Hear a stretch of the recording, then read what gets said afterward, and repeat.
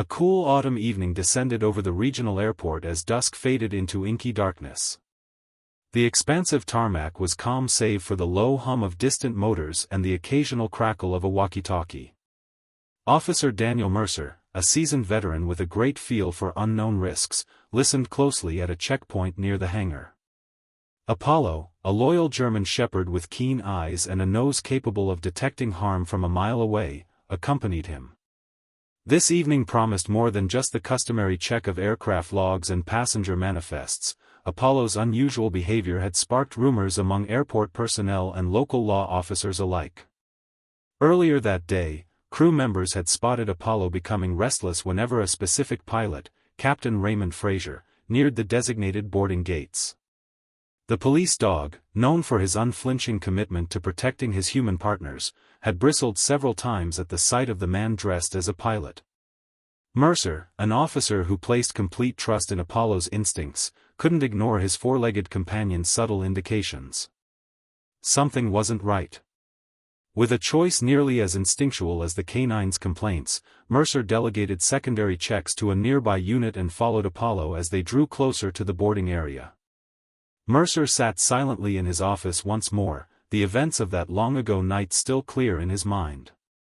Though the official inquiry had been completed and the conspirators had been separated or imprisoned, the effects of Project Genesis continued to reverberate in unforeseen ways. It had been many months after the spectacular dismantling of the clandestine network, but fresh whispers had emerged in quiet corners of the intelligence community, implying that vestiges of the project had grown into an even more insidious threat.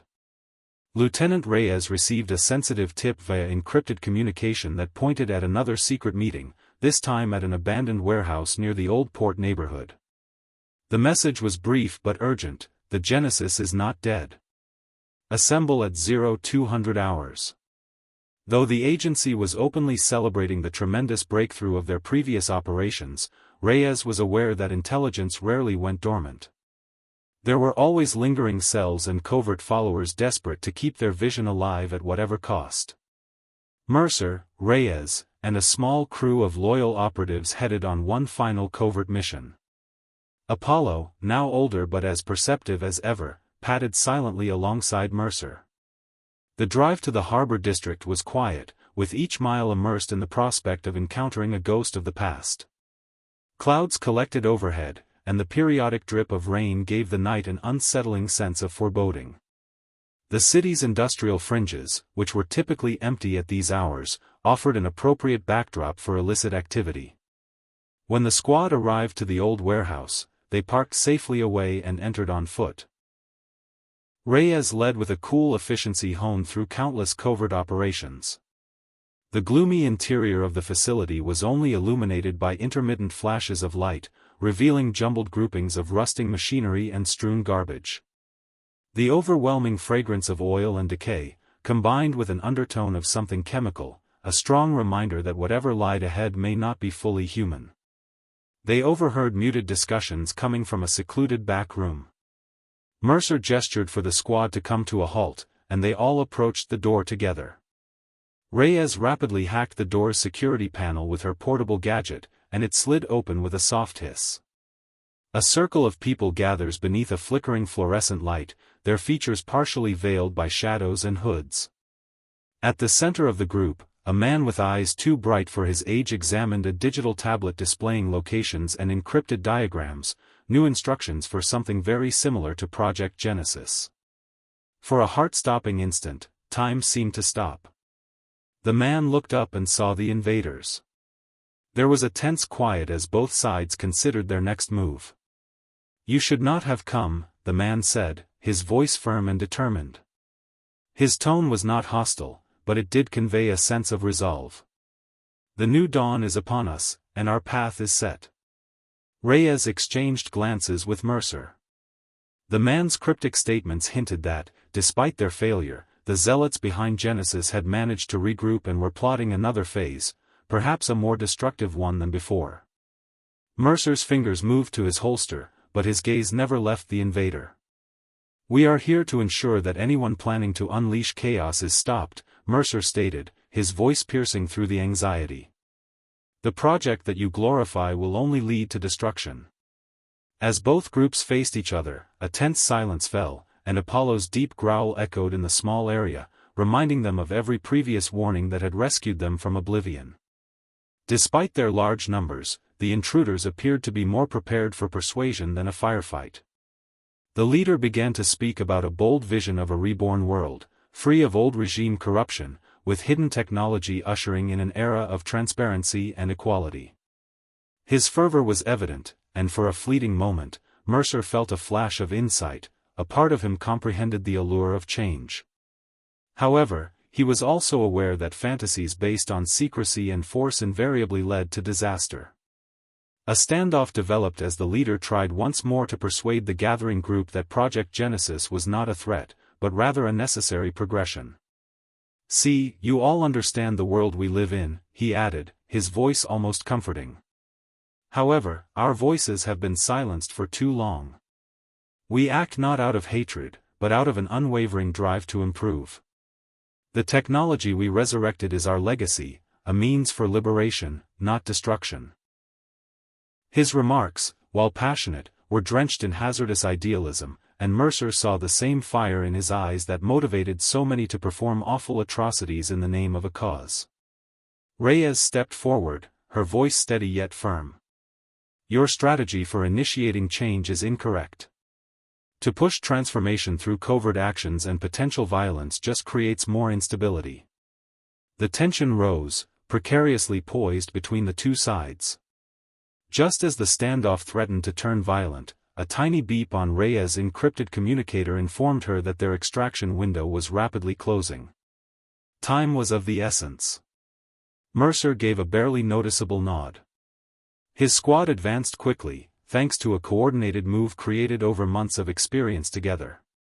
The moment was marked by quiet efficiency. As armed officers controlled the outer perimeter, others rushed into the conference place, neutralizing the remaining conspirators with minimal bloodshed. Recognizing the likely failure of his scheme, the leader attempted to leave via a side exit. But Apollo, ever attentive, blocked his route, barking furiously and surrounding him until Mercer could apprehend him with severe constraint. Following the conflict, the warehouse was cleared, and the other conspirators were apprehended. During the succeeding hours of debriefing, the arrested commander and those who had followed him were questioned. It quickly became clear that the faction was a splinter group made up of extremists who had left the main network after the initial Project Genesis failed. Unlike their predecessors, they meant to spark a full-fledged rebellion, which would have thrown the already weak society into disarray. Reyes, Mercer, and their accomplices reconvened in a secure briefing room to evaluate the intercepted communications, recovered digital tablets, and manifestos seized from the warehouse. The evidence portrayed a bleak picture. Genesis remnants were trying to take advantage of the ongoing economic crisis, using the recovered technology to destroy critical infrastructure and force a governmental showdown. The proposal was ambitious and irresponsible, the product of idealistic passion and lethal ambition. It was evident that, while the older generation of conspirators had been substantially disassembled, the roots of their ideology continued to sprout among disenchanted youth and extremists. Mercer's thoughts drifted back to Apollo's first impulse years ago. That single act of defiance, halting a seemingly regular boarding, not only averted a calamity, but also prompted an investigation that lasted years, driving legislative reforms and reforming covert networks. Now, as he looked into his partner's determined eyes, Mercer recognized that their task would never be complete. The threat was not eliminated, rather, it developed, fueled by certain people's insatiable ambition to reshape the world by whatever means necessary. The officer took a deep breath and softly addressed the gathering crew. "Each attack we face tells us that security is not a static achievement." His candor struck a chord with everyone in the room. The unwavering dedication of officers, intelligence operatives, and even whistleblowers guaranteed that the best of the system triumphed over those seeking to exploit its flaws. In the days following the warehouse raid, the government implemented a series of changes to address the weaknesses exposed by Genesis. New systems were implemented to monitor emerging technologies, interagency communication channels were strengthened, and citizens were urged to report questionable activity using secure, anonymous channels. Meanwhile, Mercer, Reyes, and their collaborators were praised for their unwavering dedication to public safety, albeit they admitted that their success was the result of a team effort that extended beyond any single individual. Mercer made one last walk around the abandoned warehouse's now secure perimeter some weeks later, on a peaceful morning. The facility, previously a hub of clandestine ambitions, had been designated a key evidence zone, with every corner logged and scrutinized. While the physical traces of the meeting were being digested, Mercer gave himself a moment of reflection. He remembered the faces of the cops who had stood by him in the darkness, Apollo's unwavering loyalty that had alerted him to danger long before any human had seen, and the numerous sacrifices made in the name of public safety. In his seclusion, Mercer scrawled a few lines in a worn notebook, an internal reminder of the delicate balance between vigilance and complacency, the never-ending battle against forces attempting to undermine civilization. He remarked on the paradox that, as technology improved and threats became more abstract, the most basic and pure instincts might still serve as the linchpin in preventing disaster. That thought reassured him, reinforcing his belief in both human and animal intuition. The story of Project Genesis, which had sparked waves of ideological and technical warfare on underground circuits, was not about to be forgotten. It has evolved into a symbol of modern vigilance, demonstrating that the pursuit of security is an ongoing adventure that necessitates constant creativity, teamwork, and an unshakable dedication to truth and justice. Mercer recognized that the consequences of these events would reverberate, affecting future protocols, prompting reforms, and serving as a reminder that heroes may be discovered in unexpected places, whether in the heart of a seasoned officer or in the steadfast soul of a diligent police dog. So, even as the government strengthened its hold on emerging threats and the people gradually restored faith in its institutions, Mercer maintained his watchful patrols. Each night, beneath the immense expanse of starlit skies, Mercer and Apollo set out together, conscious that danger may be hiding around the next corner. Their link, tested time and again, had become a living symbol for the spirit of unwavering care. They spotted the spark of potential turmoil in every shadow and whispered hint of conspiracy, and they acted on it with silent determination, leaving a true legacy for their service. The vast and turbulent world continued to fight between progress and peril.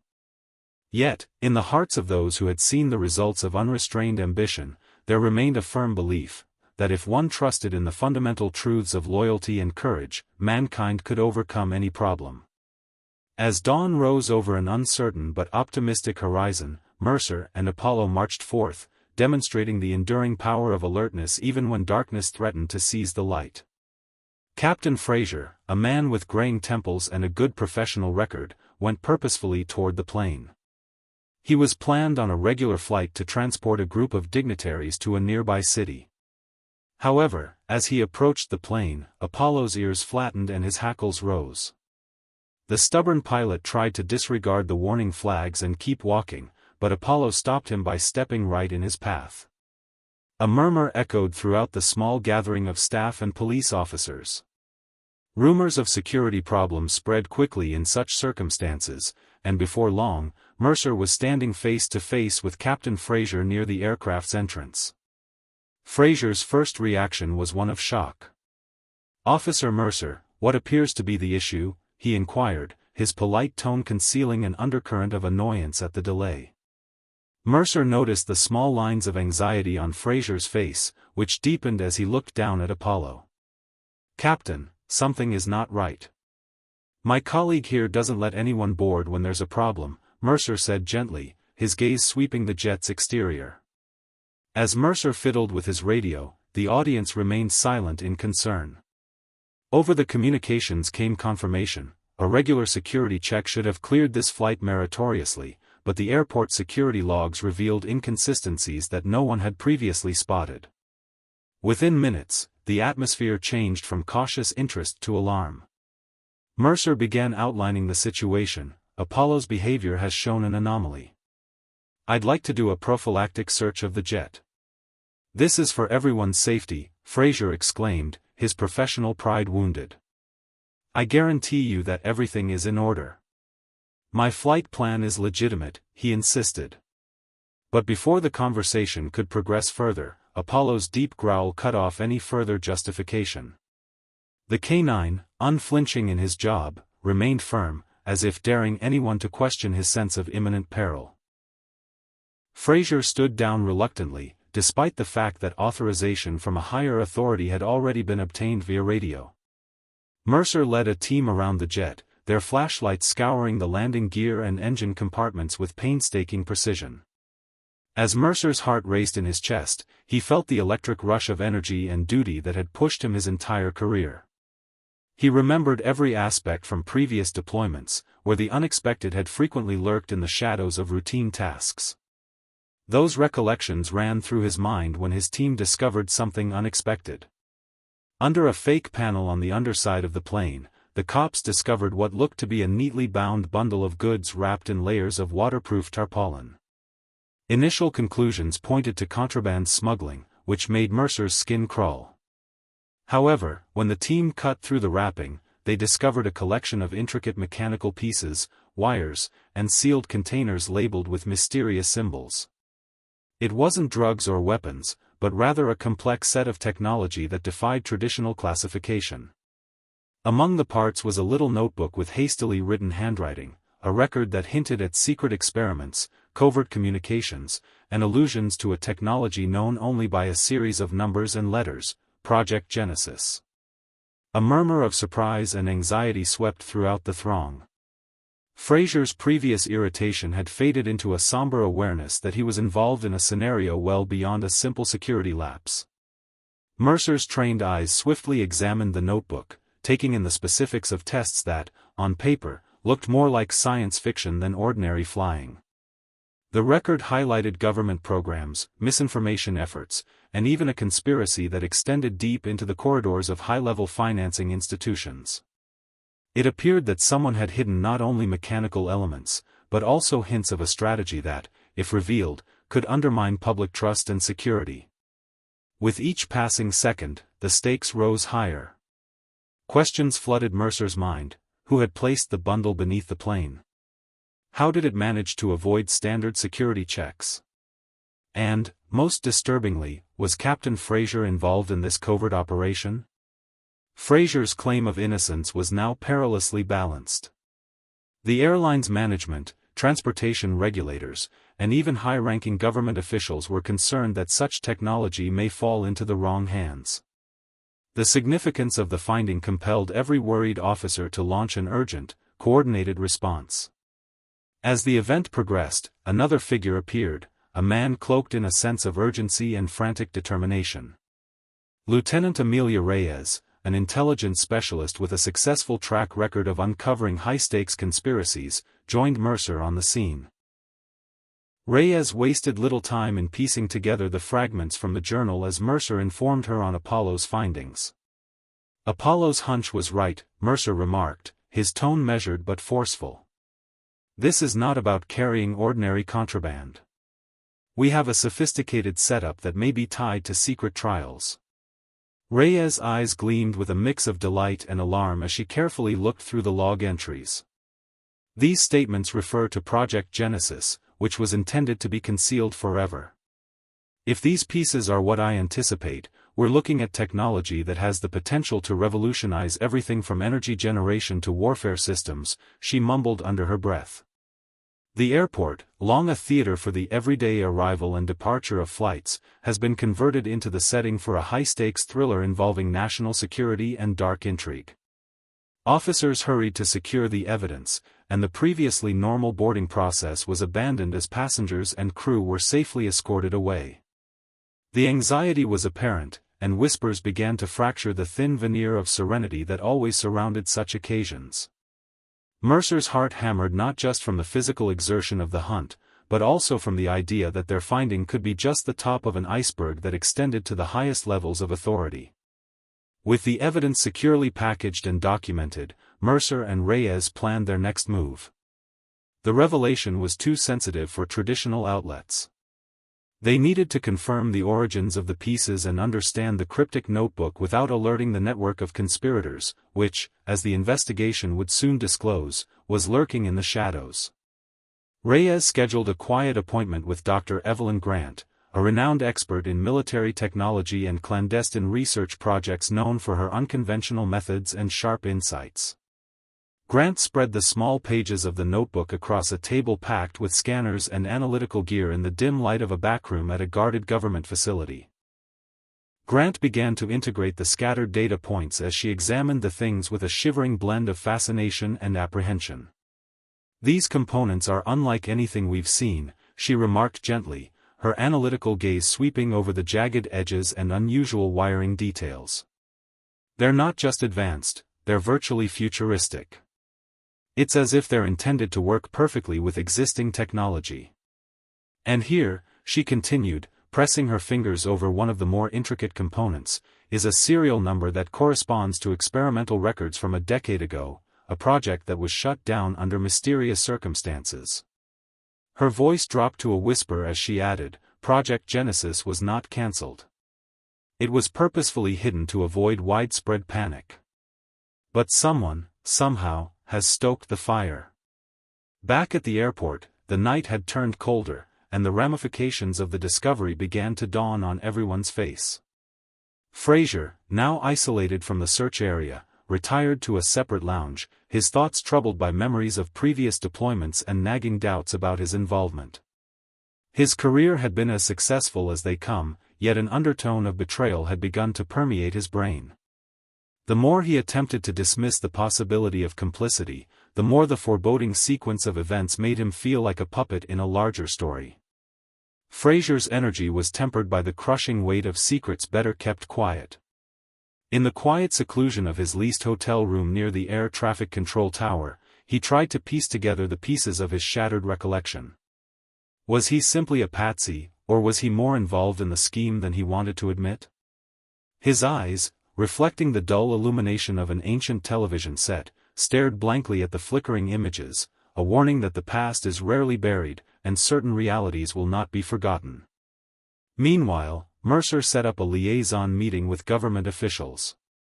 The gravity of the situation necessitated immediate collaboration, so high-ranking officials from the Transportation Security Administration, the Department of Homeland Security, and even an intelligence courier from the National Counterintelligence Center met in a makeshift operations center inside a secure hangar.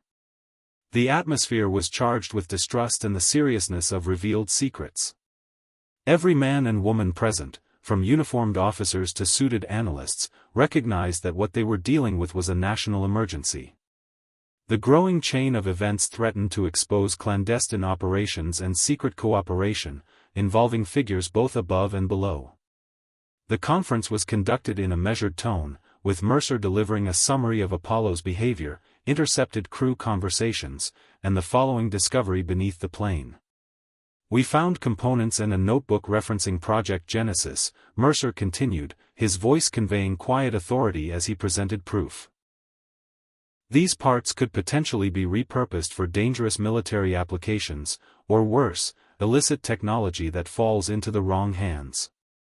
Director Harold Simmons, the meeting's main official, scowled significantly. "Officer Mercer, if this is related to previously hidden research, then all protocols must be followed with extreme caution. We cannot allow this information to leak, yet we require complete transparency among our agencies. Our interests are only aligned if we maintain the balance of power and ensure that no single group utilizes this technology to disrupt it." As the meeting came to a close, directives were issued. Sergeant Collins and her rapid response team would follow up on every lead, intelligence operatives would cross-reference shipping manifests and historical flight records from secret experiments, and if any questions remained about Captain Fraser's role, he would be interrogated under the watchful eyes of psychological experts. An ominous silence fell once more over the airport as the directives were broadcast, leaving.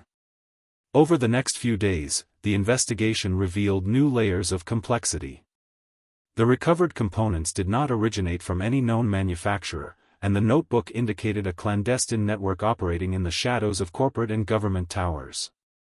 A series of encrypted messages intercepted from unknown sources further deepened suspicions that Project Genesis was merely a front for something even more ambitious, a covert initiative aimed at harnessing breakthrough technology.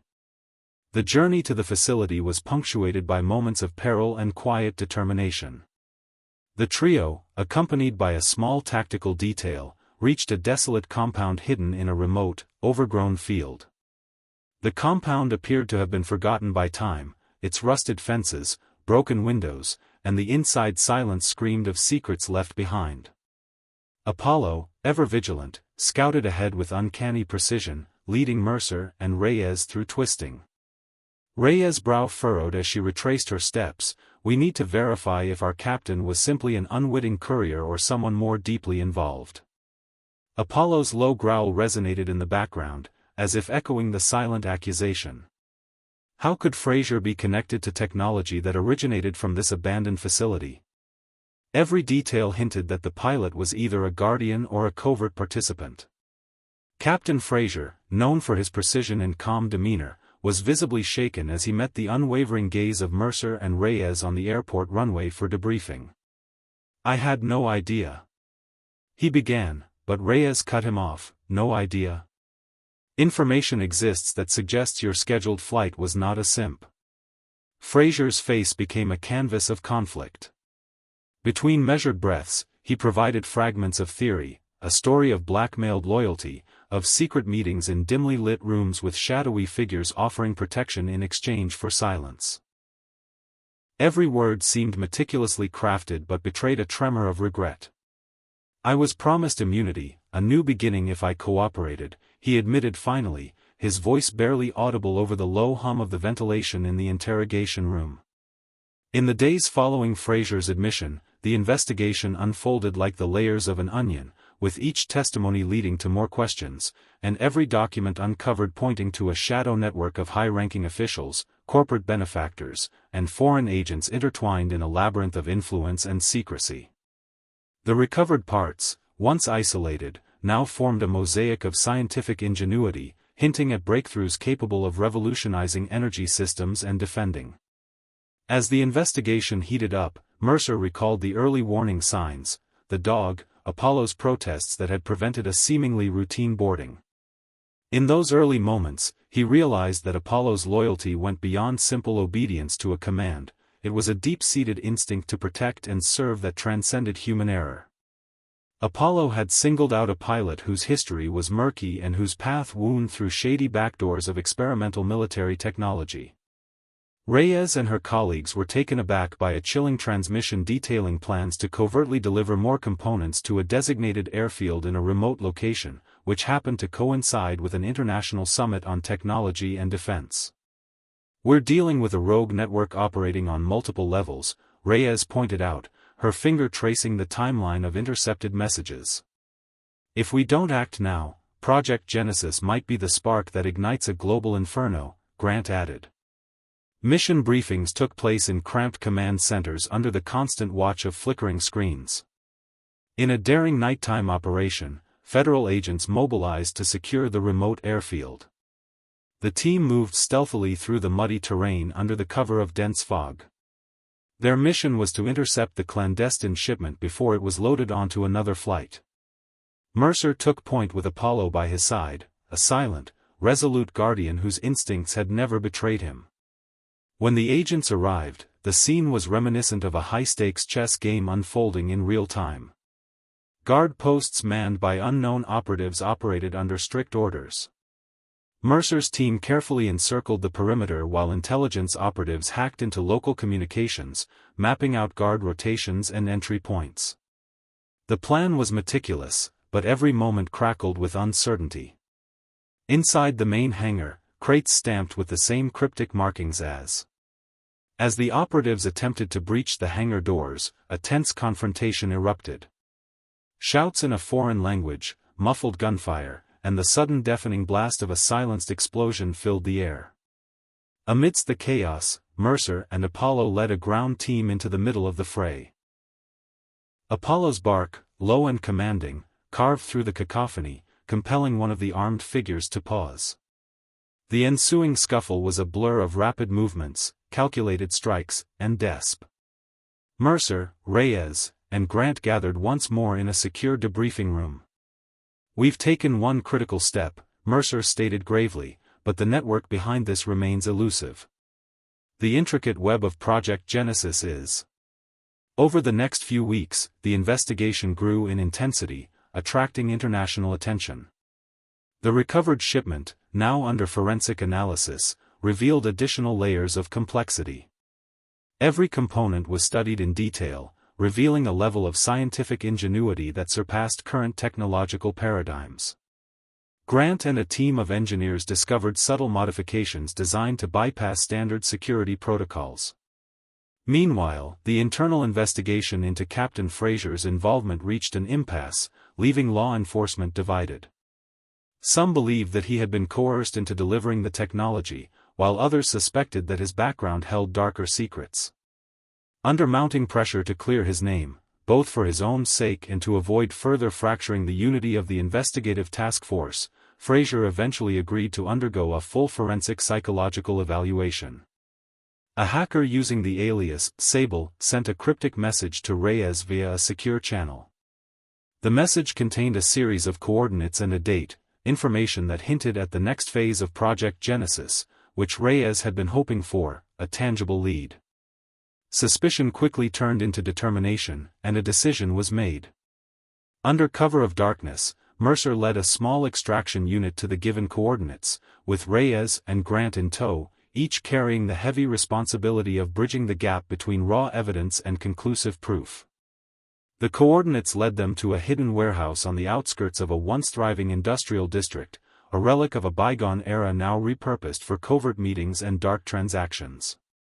Inside, the atmosphere was thick with tension and foreboding. Mercer and his team watched in disbelief from a shadowed vantage point. "This is bigger than we thought," whispered Reyes as her eyes darted over the strategic maps pinned to the wall. The cipher codes on the screens, layered with counterfeit currency symbols and diplomatic seals, confirmed what they had feared. Project Genesis was a full-scale, transnational operation that had infiltrated layers of bureaucracy and intelligence agencies alike. In a dramatic twist, one of the masked conspirators, a woman with a fierce determination in her eyes, stepped forward and appeared to address the gathering. "We can't hide in the shadows forever," she declared. "Soon, the world will know that the power of Project Genesis is not meant to be controlled by the corrupt." Mercer's unit confiscated several encrypted drives, papers with chemical formulas, and one final sealed envelope with a red seal bearing the words, "For the future." This envelope, Mercer later found, contained a declaration, a manifesto of sorts, that laid bare the ideological underpinnings of the conspiracy. As dawn broke over the battered industrial district, the extraction team retreated into the waiting vehicles.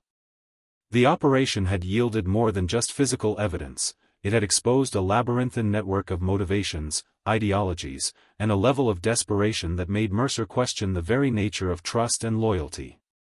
The evidence retrieved would eventually lead to high-profile arrests and an international inquiry, but it left behind a.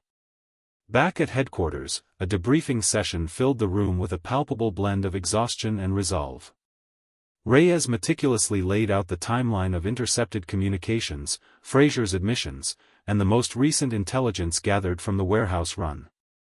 "We now understand that this isn't merely a renegade operation, it's systematic, coordinated, and the result of years of accumulating data and resources from multiple sources," she explained, her tone both analytical and. The manifest document, proclaiming Project Genesis as a dire necessity for global reform, circulated with Captain Fraser's fate remained a sensitive issue. His reputation had suffered permanent blemish, yet as the investigation deepened, even those who had once doubted his capacity as a professional gradually pieced together the possibility that he might have been manipulated by forces that operated in the murky gray areas between coercion and voluntary complicity. The internal inquiry, while still in progress, was marked by conflicting testimonies. Some officers vouched that Fraser's demeanor during the initial incident was too genuine, a man forced into a corner rather than a willing accomplice. Others argued that the repeated pattern of his routine flights, coincidental meetings with shadowy figures, and his cultured yet evasive responses to probing questions spoke of much deeper collusion. Fraser's own internal struggle, his private remorse and conflict, became a subject of intense psychological scrutiny as the investigation aimed to unravel the truth behind every carefully planted clue. In a particularly unsettling twist, forensic analysis revealed that some of the recovered technological components were remotely controlled. This meant that Project Genesis had an active element, a trigger mechanism that could, at a moment's notice, activate a network of devices hidden in various strategic locations across the country. As the investigation drew international headlines and political tensions escalated, the airport returned to a semblance of normalcy, though that normalcy was now tainted with suspicion and an underlying urgency. The scene of Apollo's initial defiance was now a major landmark in a case that defied simple categorization, a case where loyalty, technology, and ideology meshed into a dark tapestry whose threads held the potential to remake the world. The unmasking of Project Genesis proved to be a watershed moment for international security agencies, despite the fact that such a large-scale investigation. Captain Fraser, once considered a potential accomplice, eventually became a tragic figure, a man caught in the crossfire between his own personal demons and a web of conspiracies spun far beyond his control. In private interviews, he expressed remorse and a desire to make amends, but the scars left on his career and reputation could never truly fade. His involvement, however minimal or coerced, became a symbol of the broader impact of secret operations. In the aftermath of the massive crackdown, policies were overhauled, and interagency communications were reformed to ensure that a similar breach of trust would never again blindside law enforcement. Mercer's steadfast reliance on Apollo's gut instinct became a case study in the importance of non-human intuition in security protocols, a tribute to a faithful companion whose alertness had led to the prevention of potentially catastrophic events.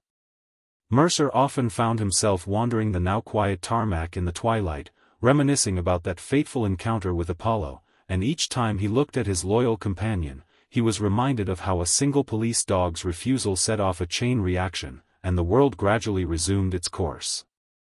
In the years that followed, the case of Project Genesis was taught in security academies and discussed in academic journals as an unparalleled example of how hidden networks can manipulate advanced technology for personal gain. The story resonated far beyond posters on walls or headlines in newspapers. It became an enduring narrative that illuminated the necessity of vigilance, the importance of cross-agency cooperation, and the profound truth that sometimes, protection is. Even though the scars of that turbulent period would never fully disappear, there was a hint of optimism in the air, a belief that the sacrifices made and the lessons learned could pave the way for a future where transparency and accountability reigned supreme. The brave efforts of Mercer, Reyes, Apollo, and even the once shamed Fraser had, in their own way, contributed to shaping a new era of security and resilience, and as time marched forward, the legacy of that. Mercer often sat by the window of his modest office in the quiet moments before dawn, when the bustling energy of the world was still slumbering beneath a blanket of stars. The gentle sound of Apollo's breathing, the distant hum of a plane taking off, and the faint rustle of wine through the trees became the background music to his reflections. He recalled every twist and turn of the investigation, each revelation that shook the foundations of trust and safety. Mercer carried forward the lessons learned from that defining night as a call to never underestimate the bonds formed between a man and his dog, or the quiet wisdom found in nature's own guardians. In that fleeting moment of resistance, Apollo had exemplified unwavering vigilance against hidden evils, a silent guardian who had prevented an unspeakable danger from manifesting into the world. The story of "Police Dog Refused to Let the Pilot Board the Plane, What They Found Underneath Sent Them Running," had become much more than a sensational headline. It was a profound narrative woven from courage, sacrifice, and unexpected heroism. Each retelling of the story served as a reminder that sometimes, the smallest warning, whether from a loyal animal or a stray instinct, could be the very force that saves the day. And in that timeless truth, as humanity continues to. In the end, as the sun rose majestically on a new era, the legacy of that tragic yet transformative episode remained, a legacy built not on the ruins of shattered trust but on the promise that, when united in purpose, even the smallest warning could spark a revolution in the cause of truth, safety, and justice.